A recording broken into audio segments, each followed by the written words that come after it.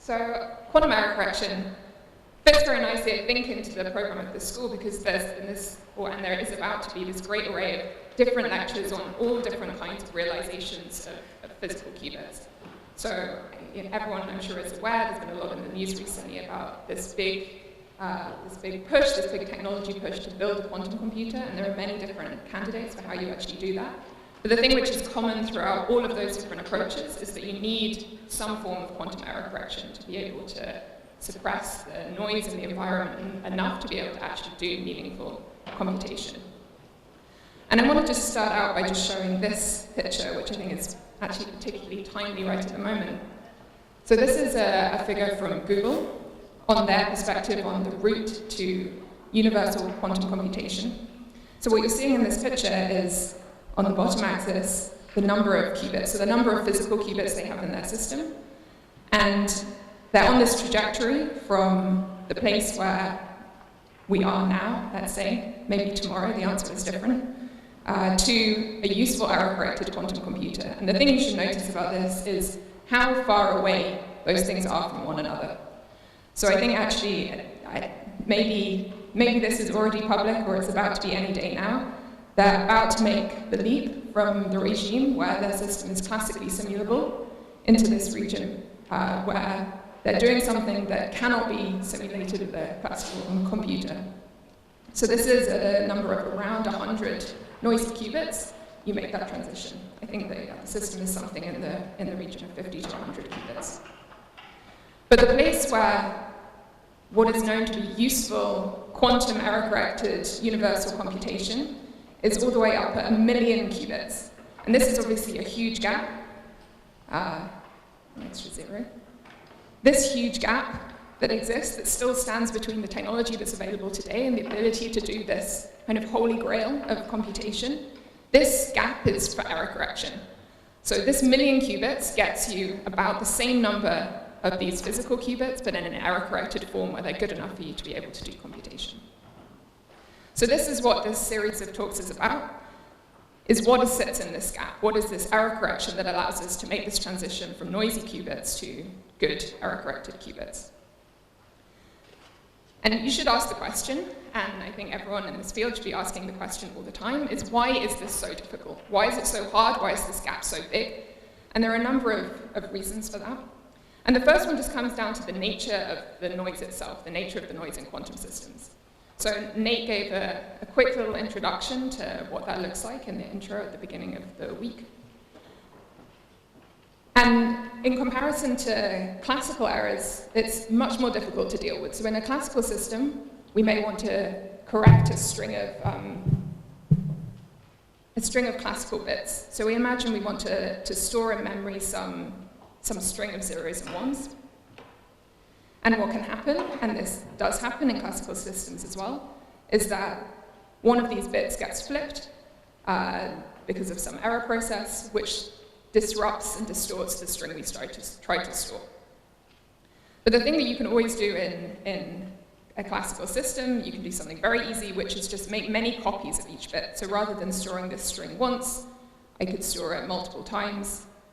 And then with every bit, I can just do a majority vote, and I can suppress the chance that that error actually disrupts the information I wanted to store. There are much smarter things you can do than this, but there is at least this one very easy option. You can always just make multiple copies. So that's a classical error channel, a classical bit flip.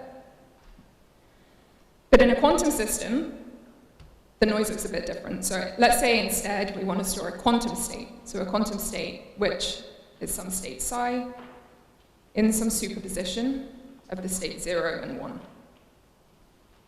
Now this state can suffer the same kind of error, so we can still suffer a bit flip error.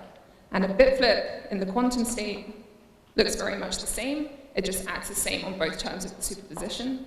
So the state psi would be taken to the state A1 plus B0. We've applied the bit flip to each term. And this error is actually the same as applying the Pauli X operator to the state. I apply a Pauli X operation, that's what applies that bit flip, so this type of noise is often called the Pauli X error. But in the quantum state, there's another kind of noise that can happen that doesn't have any analog in a classical system, which we'd call a phase flip. So this is the type of error where psi keeps exactly the same terms in the superposition, the 0 and 1 don't change, but we modify the sign in the middle. And this error is the same as applying a Pauli Z to the state. And so I refer to that as a Pauli Z error. So these are two different things that can happen. And then the even bigger problem with a quantum system is actually almost anything else can happen. Anything else, any unitary can be applied, any combination of these things, any mixture of unitaries. So I can actually apply any Krauss operator as a noise channel when something is interacting with the environment. So while in the classical system there's this one error that can happen, I can have a bit flip or I can not have a bit flip. In my quantum system, there's this continuum of possible noise channels that can happen that can be made up of these things. And I hope one thing that you can take away from this series of lectures, and it's something which I think is kind of in the air at the moment, is people use this as an objection to why quantum computing cannot happen. So quantum mechanics has this continuum of possibilities, and you will therefore hear people saying things, and this happens to me quite a lot. People will say, you cannot possibly control this continuum of variables that you have in a quantum system, and therefore quantum computing is not possible.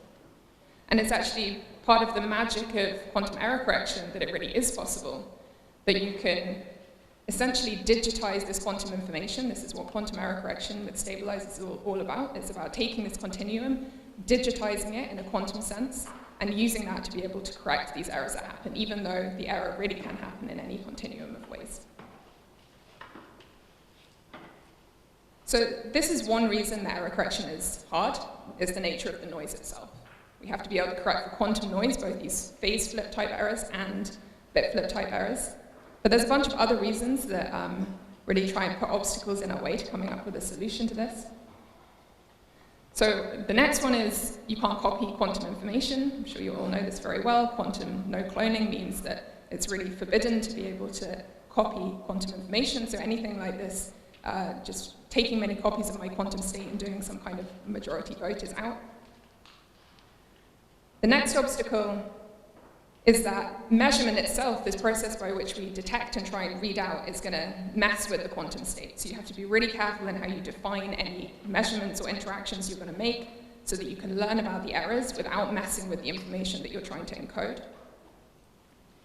And the last problem is a practical one, which is that real qubits are really noisy. So quantum error correction, when it's applied in classical systems, is often to noise channels where the errors are very small. So if you're trying to apply error correction on top of the hardware that's inside your computer, which they do, especially as memories get bigger and bigger and the chance of some small error increases. But they're starting out often with error rates that are 10 to the minus 8, 10 to the minus 10. Quantum systems are generally starting out with qubits that have noise that's more like 10 to the minus 2. So 1%, or maybe a bit less than that if you're lucky. So the quantum error correction has to be extra good to be able to tolerate these high rates of errors. Okay, so given that introduction of stating all of these problems, I guess I'm going to try and explain how, in fact, you still can design error correction methods to get around these things and successfully do quantum error correction.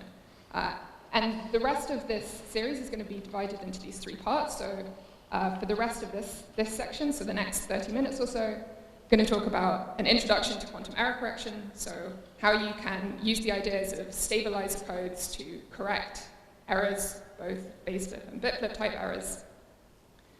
Part 2 is going to be about the surface code, so this is maybe the one most popular code in particular that almost every experimental effort is aiming to try and implement some kind of variant of this code.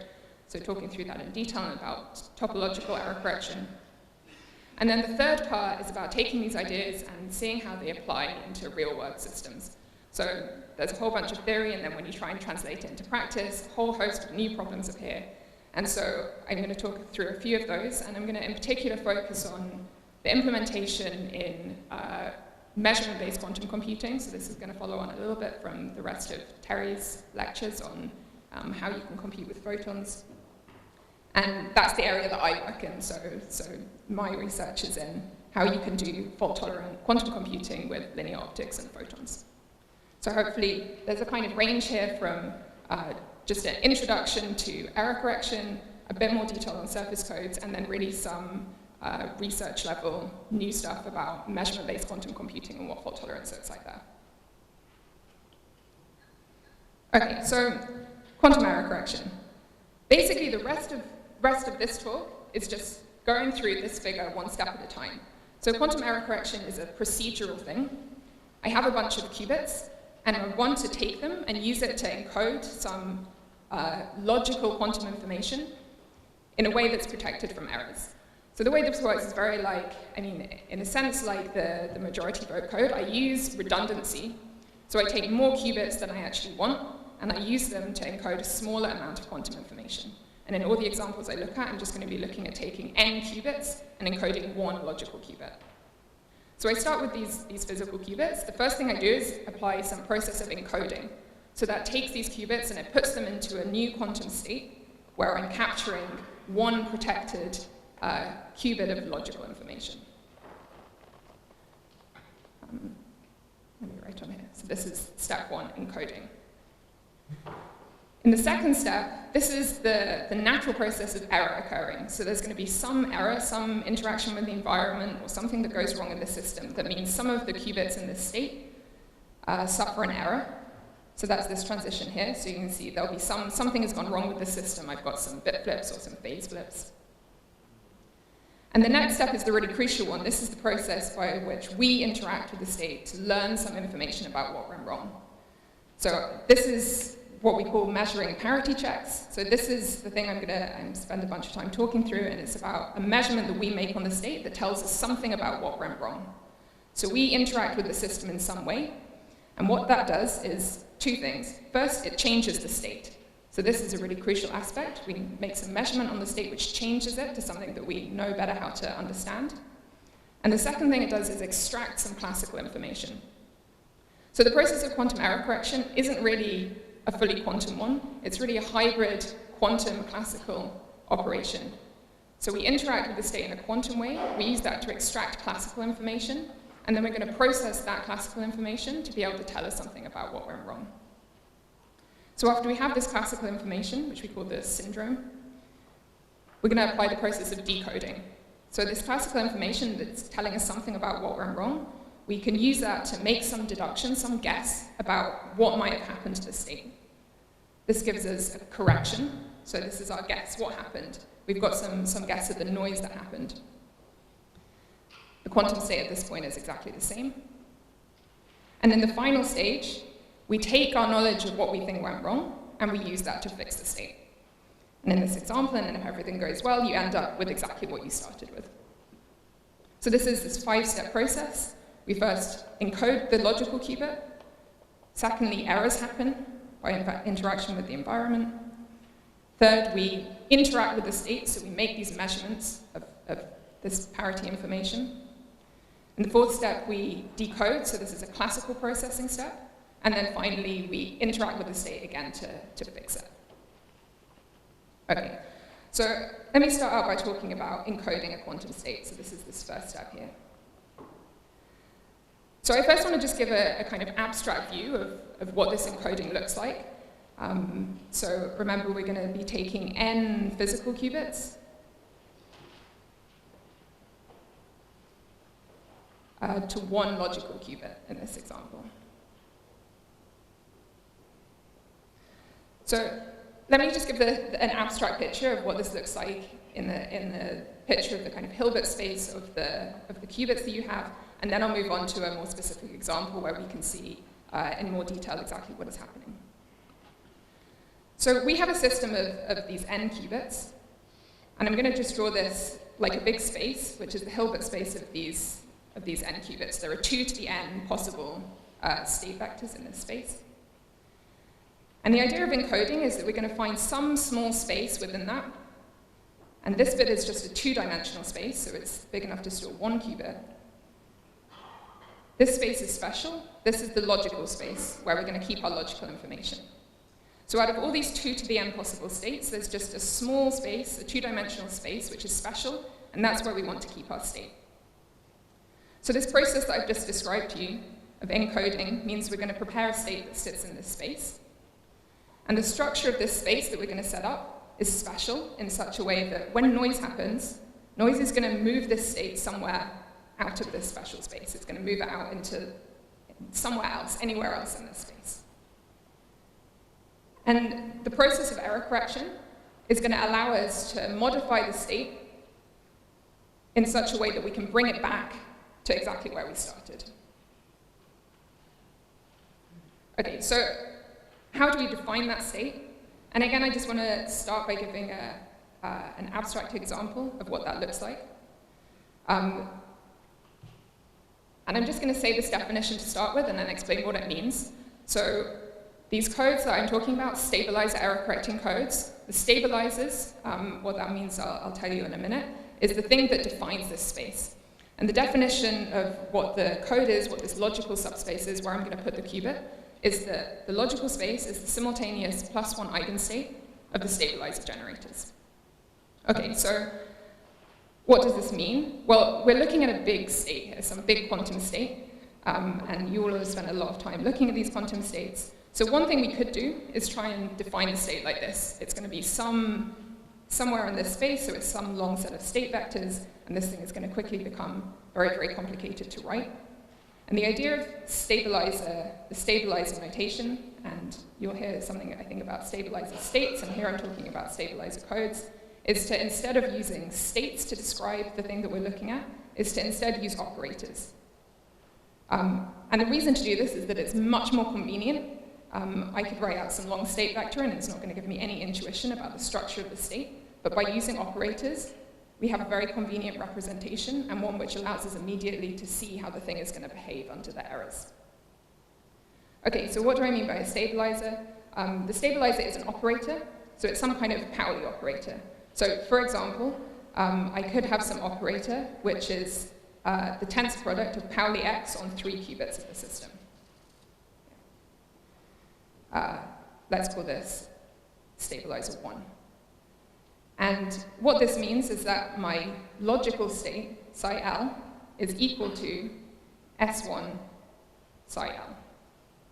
So all this is telling you is that the logical state is the +1 eigenstate of this operator.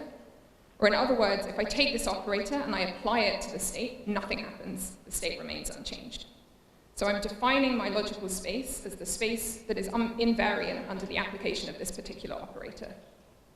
But this is just one operator, so I can define another one. Let's say I define another one, which is the product of Pauli z on a different 3 qubits of the system.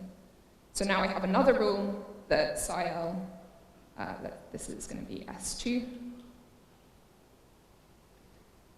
So psi L, my logical state, is now defined in the same way for this second stabilizer S2.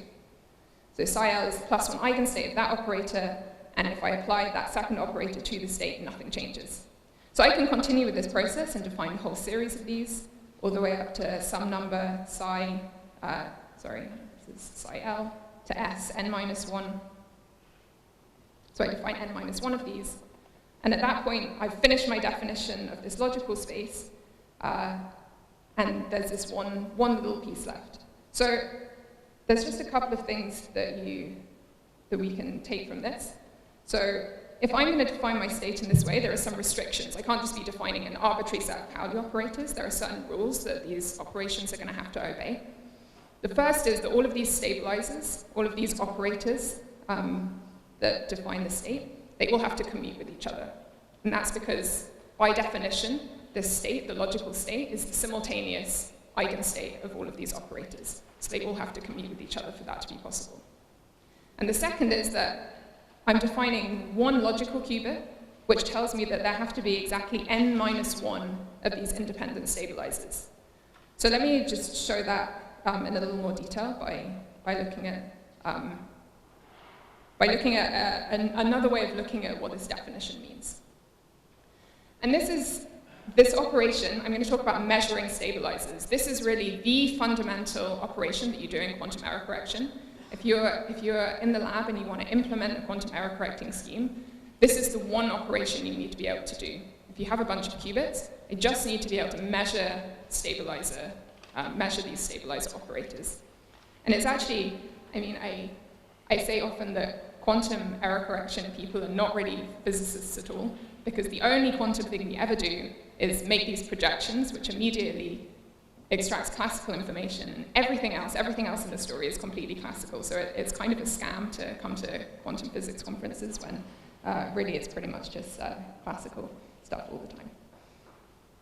Okay, so we have these stabilizer operators, and I told you that these things are Pauli operators. Okay, so all of these operators are Paulis, and that means they're unitary.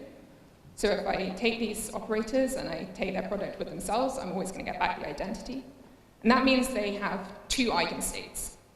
So when I say I measure a stabilizer, there are only two things that can happen.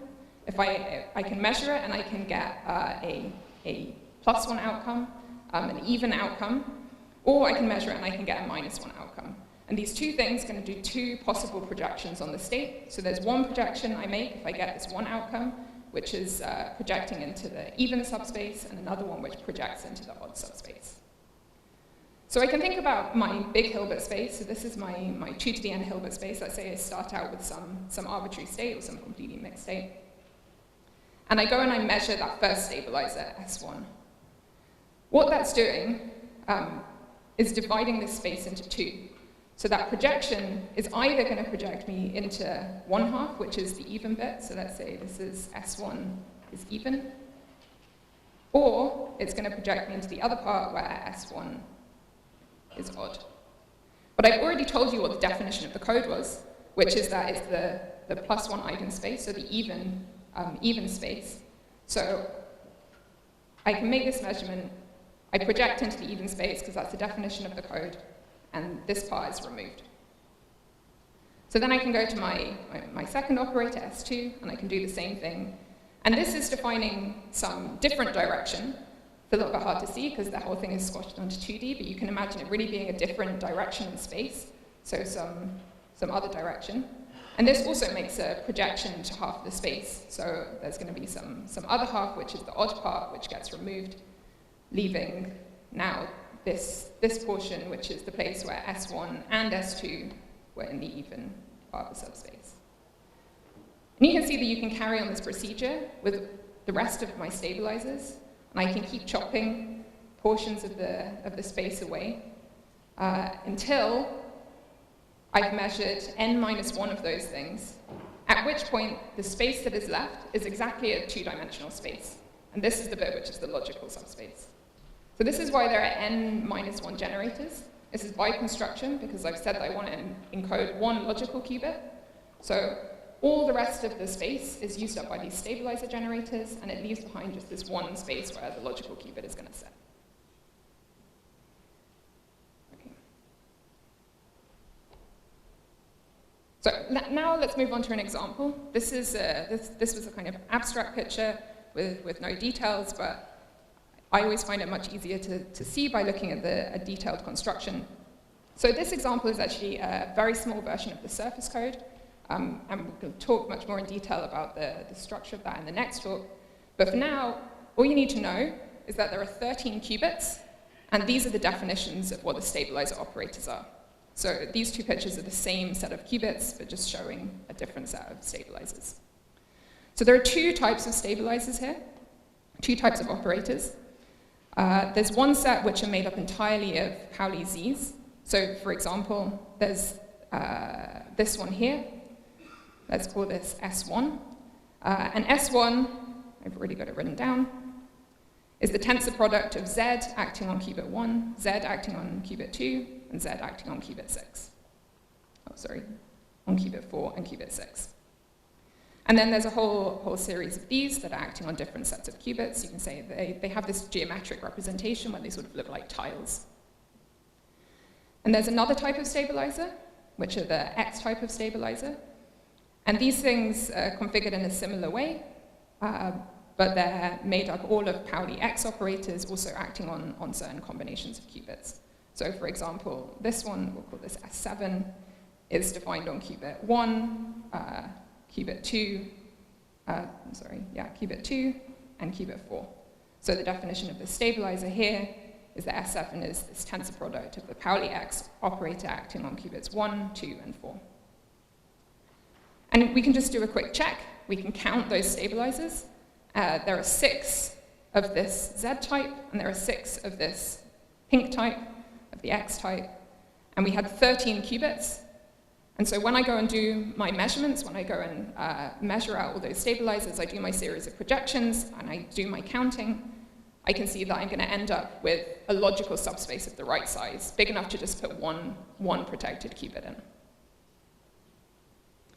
in. You do also have to check that these things commute with each other. Yeah, there's a question. I have a question. How do you determine these stabilizers? Is it arbitrary, or is it determined by the physical system that you use? Why S1 is Z1, 4, and 6, and why not Z times X times Y?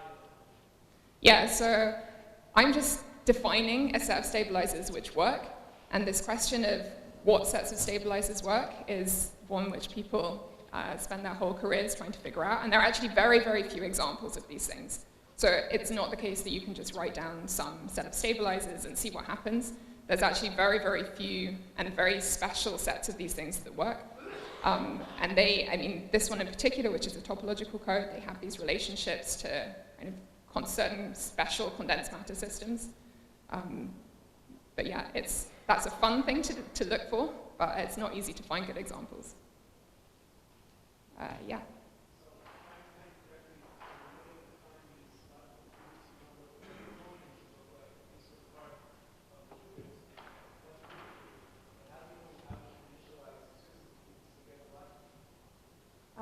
Yeah, so that's also a good question. It's actually, so the question was, here's the definition of the code, how do I initialize the thing into this state? And actually, it's very easy, and I've basically already told you the answer, which is I take a set of qubits in any state, and then I measure all the stabilizers, and now I'm in the code space.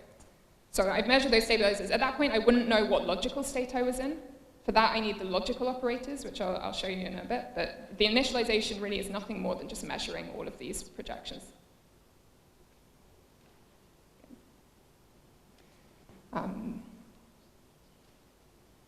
Okay, so that was the code example. And now we can look and see how this structure, how this particularly special set of stabilizers that we've defined is going to allow us to identify and check for errors and hopefully be able to correct them.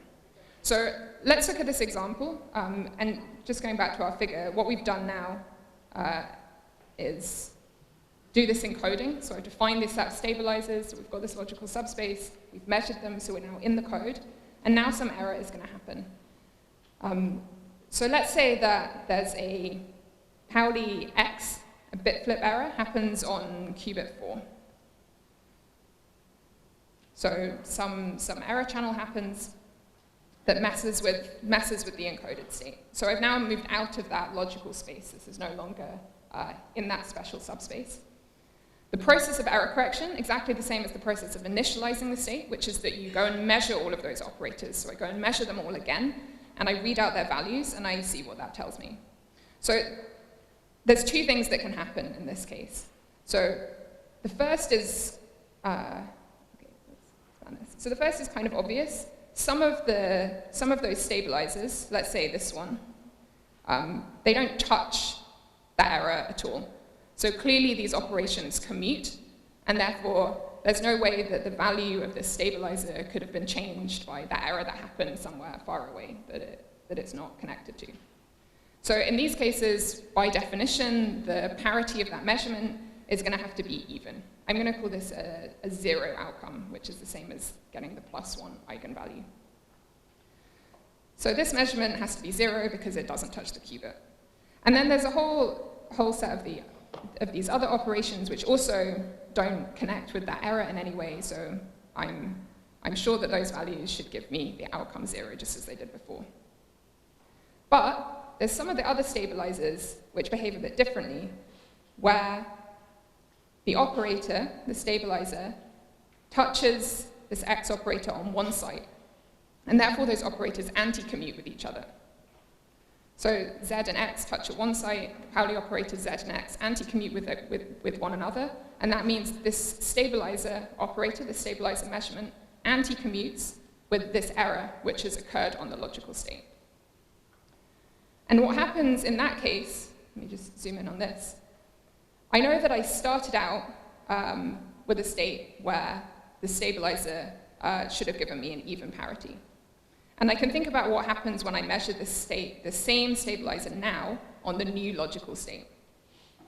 So that's the same thing as measuring the stabilizer on the old state with the application of this error. And these two things anti-commute with each other, so I can swap their orientation as long as I introduce this minus sign. But now if I look at this thing, this is just exactly what the old state was. I know that the application of that stabilizer onto my original code state doesn't do anything, so it's just the same thing as the original state. And so this whole thing just has to give me a minus outcome. So by applying an error that anti-commutes to the stabilizer, I've turned the state into the minus one eigenstate of that stabilizer. So, okay, what that means for this example is simply that when I measure this particular stabilizer, I'm going to get an odd parity outcome. And the same is going to be true of any other stabilizers that anti-commute with the error. So the other one in this example is this. Okay. So this process of measuring these parity checks, what that's doing is, and we looked at this in the overview at the beginning, is it's extracting classical information from the state. So it's actually doing two things. The first is that I'm doing a projection. So this is the part of quantum error correction which is about digitizing these errors. So I could really have had any error that happened. I make projections. I project them back into a certain kind of error, into these Pauli errors that we know we can correct. And then we are extracting classical information that's telling us something about the location of those states. And this collection of classical information that you get by measuring all of these stabilizer operators is called the syndrome. The syndrome is what you get when you measure the stabilizers after an error has occurred. And in this case, I've got these 4 0 outcomes and then these 2 odd outcomes, these 2 1 outcomes. Okay, so this example I showed you was a Pauli X error, and this Pauli X error clearly commutes with all of the X-type stabilizers, so they're never going to show up, and I didn't even put them in this picture. But the thing that we pointed out at the beginning, that we really have these 2 types of errors that can happen, that's the reason that there are these 2 different types of stabilizers. So the X error is going to show up in these Z-type measurements, because that's the ones that anti-commutes with. And the other type of thing that can happen, the Z-type error, is not going to do anything here. So if I have some Z error, it's never going to anti-commute with any of the stabilizers because it's always the same operator. But it is going to show up in the other species, in these X-type stabilizers. So in this example, if I had a Z-type error here, you can probably quickly see what's going to happen, which is that these 4 stabilizers, nothing's going to happen to them. I measure them. I'm going to get an even outcome. But on the 2 that touch this error, the stabilizers anti-commute, and so their value is going to be flipped. So on these ones, I'm going to get a -1 outcome. I'll just denote that by shading them in. Okay. So we at least know now that whatever type of error we get, any single qubit error is going to show up by flipping the values of some of the stabilizers. Yeah? Mm-hmm.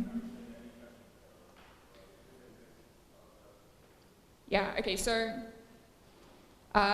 you can have errors of other kinds, and when you make the measurement of the stabilizer operators, you're making a projection back into something which is an eigenstate of the stabilizers. So you can have an error of some different kind, you can have like some small angle rotation, and when you make a measurement, you're doing a projection of it, so the error is going to be projected in one direction or another. So sometimes that projection might just like remove the error entirely. You could just project yourself directly back into the perfect state. Other times you make a projection and it's going to leave some error behind. There's Y errors as well. If you have a Pauli Y error, that's just going to show up in both. It's going to look like an X and a Z, both at the same time.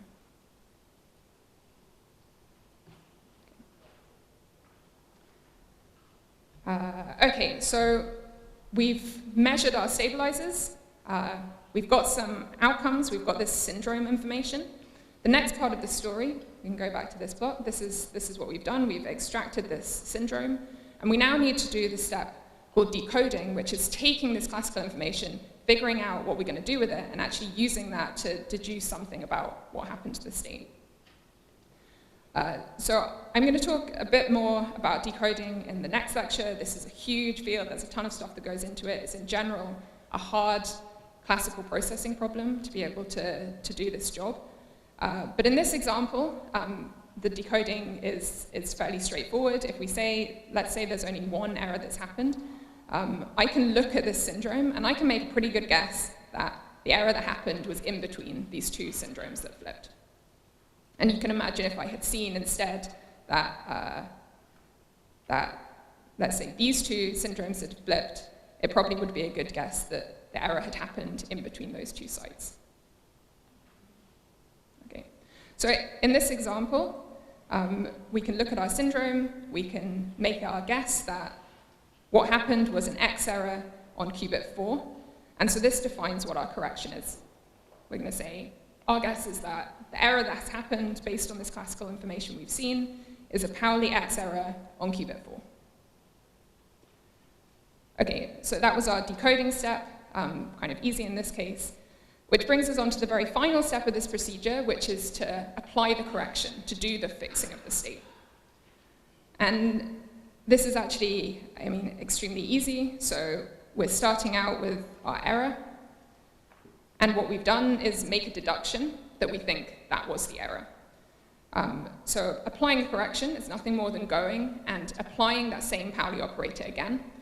So we go, like as an experimentalist, we go and we interact with that qubit in order to intentionally apply a Pauli X flip on that qubit.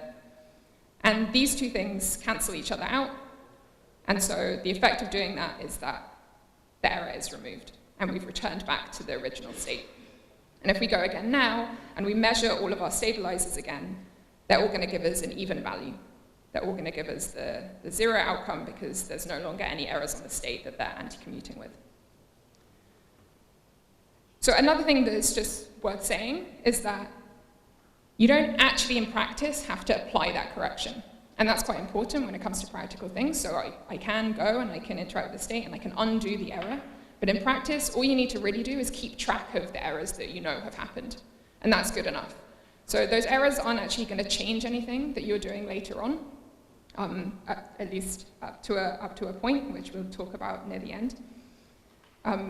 So rather than actually going and interacting, which in practice is going to go and introduce all sorts of other noise, you can just write it down on a piece of paper, like I believe that an X error happened on qubit 4, and that updates your knowledge of the state, and you can use that to then update how you expect the information to behave. So what that would essentially be doing in this case, let's say I know that there's this error on qubit 4. From now on, I should just always expect the stabilizers on these two sites to be giving me an odd outcome. So I'm just updating my state of information that those two sites giving me the one outcome while everything else gives me the answer 0, that's now the correct answer. Okay, so there's just one final thing that there is to say. Yeah, question?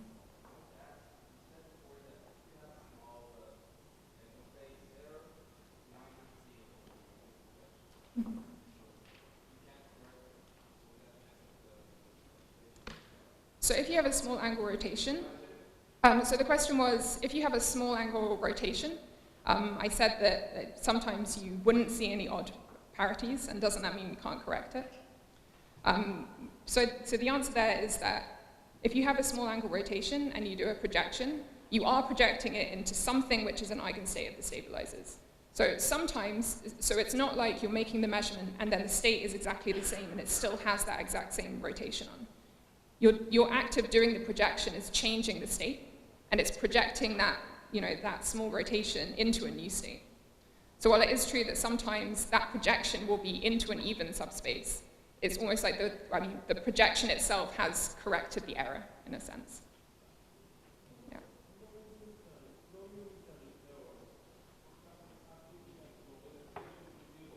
Mm-hmm.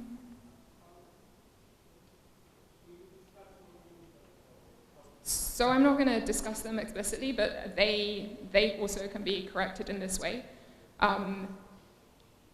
You can model them in a different way. But so if you're doing a projection, and you've let's say leaked out of the subspace, okay, you're not necessarily going to correct that with just this, but there are tricks that you can use moving around qubits that change that kind of error into something that you can detect. I actually am going to talk about that in the last lecture, in the framework of measurement-based quantum computing. That kind of comes out naturally.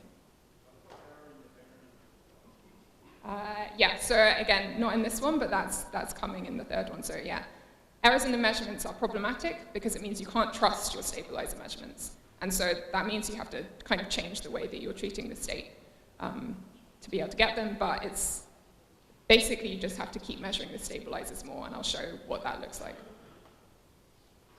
Okay, so let me see if I can just quickly tell you where the logical qubit is, because I've kind of told you everything but the most important thing, which is where actually is this logical information we were trying to protect all along.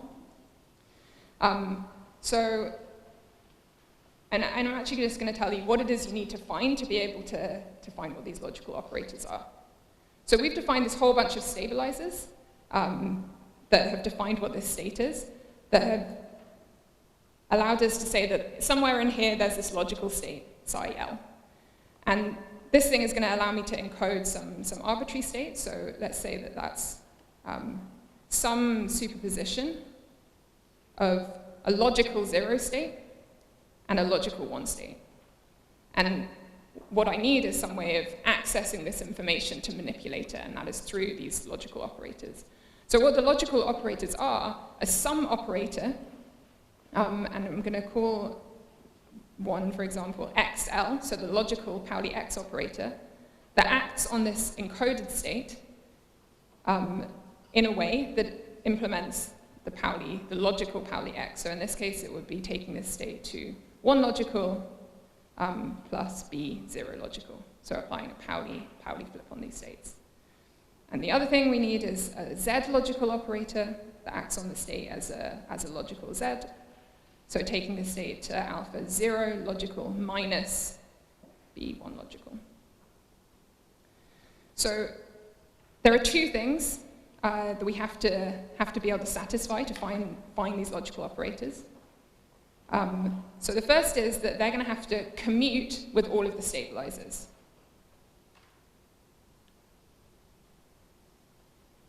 And that has to be the case because if I'm going to actually be messing with the logical information, I can't be interrupting my error correction method, or I'm going to be somehow interfering with my logical subspace. So logical operators have to commute with all the stabilizers. They also have to not be stabilizers. So there's a trivial way to satisfy that I commute with all my stabilizers, which is just by picking some other stabilizer.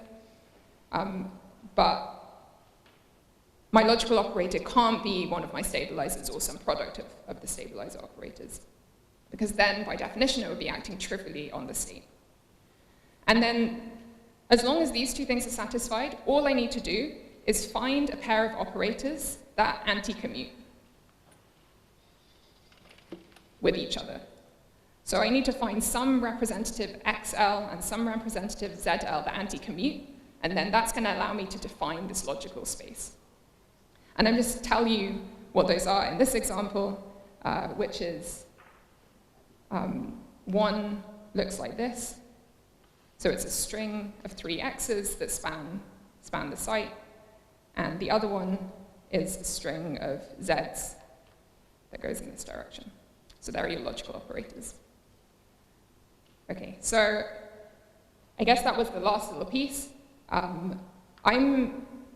This is a summary, which is just to kind of look through this thing again, and I won't go over that.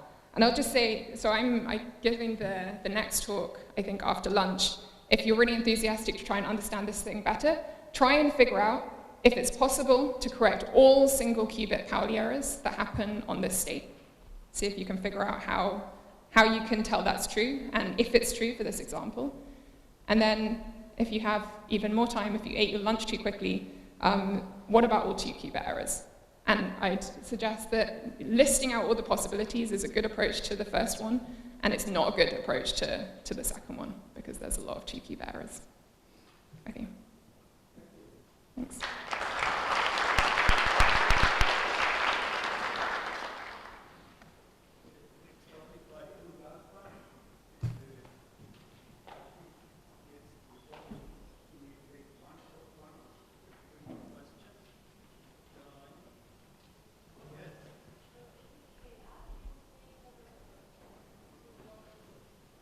Sorry, I couldn't hear.